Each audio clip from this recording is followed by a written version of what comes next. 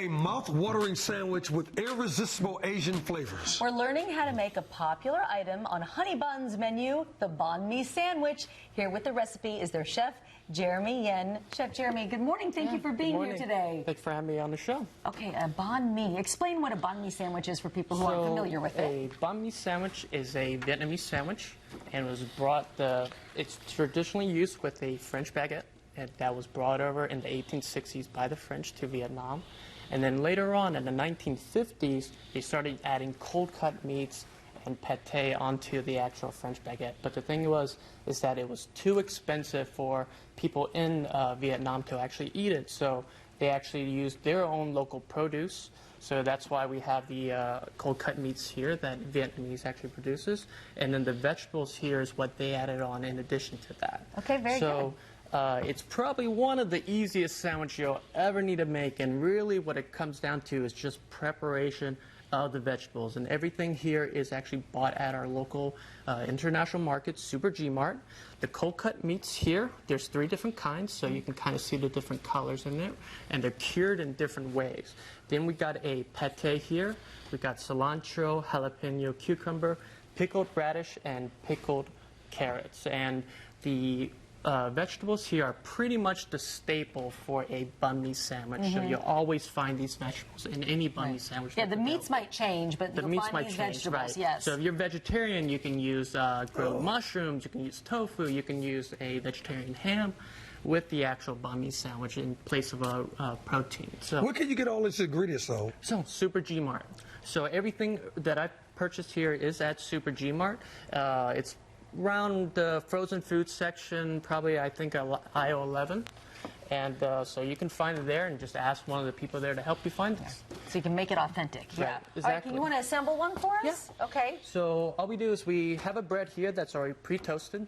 And traditionally, for us, we use a 350-degree oven and toast it for 2 minutes. So if not at home, you can use your conventional oven toaster. The bread's really important. The bread's got to be good. Bread is very, very important, because the thing is, today I have a hoagie bread. And traditionally it's with the French baguette. But the thing is, the French baguette, you want to use something that is used with rice flour. And the reason for that is because the rice flour adds more airiness to the actual sandwich and adds more chewiness. You know, wheat flour tends to be more dense. So, but today it's a good substitute, and I was able to find this at Sam's Club, so most likely Walmart would have it as well. Very good. So we want to add a pate here, and this is a pate mix of 2-to-1 ratio, so 2 pate to 1 mayonnaise mix. And the reason why I've already pre-mixed this is because pate tends to be a little bit harder to spread, so if you add mayonnaise in there, it'll make it a lot easier to spread onto the sandwich. And usually mayonnaise and pate is the condiment that goes with a banh mi sandwich. Okay. Okay, so once we have the pate spread on there, we just want to layer in our protein. So we take the meats and just kind of layer those on it inside. Very good. Okay. And then next, what we want to do is we want to add the actual vegetables to the sandwich. And usually what I like to do is I like to add the cilantro, jalapeno, the cucumbers, because the radish and the carrots will hold that vegetable inside and in place. Yeah, there's a method to it, right? You've really thought about this. I appreciate that, Chef. This is good. If you've never had a banh mi sandwich, go try one. Do yourself a favor. They're delicious.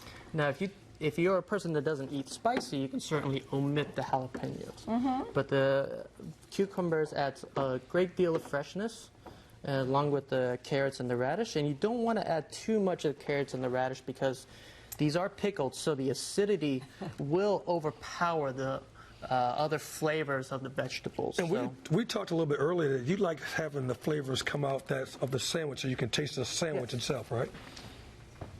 Good stuff. Grab a knife. Okay. There you go. Cut. Jeannie, Rob, you want to do the honors as usual? Yeah, let me do that. As you try this, I want to talk about something that we're going to announce now, the Asian Festival that is coming up in late September. You can check out Honey Buns and other local restaurants at the Asian Street Food Fair coming up on September 29th. The festival is going to showcase local food, art, vendors, and more. It's from 2 to 8 at Amos' Southend. For tickets and information, visit culture.org. Culture.org. Note the spelling of culture there on your screen, culture.org. But go there for more information. Should be a great time on September 29th.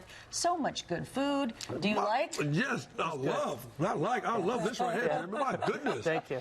Thank you so much for being here Thank today. you very much. Yeah, check out Honey Buns, Wow. too.